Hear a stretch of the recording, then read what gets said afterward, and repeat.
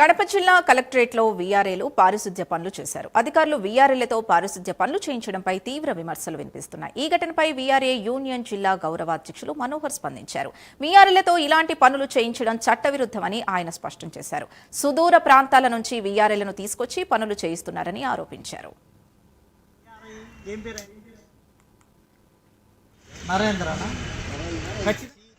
వీఆర్ఏలను తీసుకొని వచ్చి ఇక్కడ కడప కలెక్టరేట్ వద్ద చెత్త పని ఇవన్నీ తీసిస్తున్నటువంటి పరిస్థితి ఉంది. ముఖ్యంగా ఇది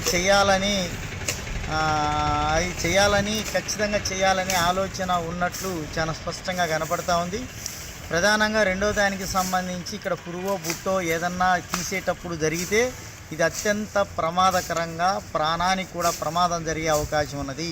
కనుక వీఆర్ఏలను ఇట్లాంటి పని చేయనీయకోకుండా నివారించాలని వీఆర్ఏ యూనియన్గా ప్రత్యేకంగా విజ్ఞప్తి చేస్తూ ఉన్నాం.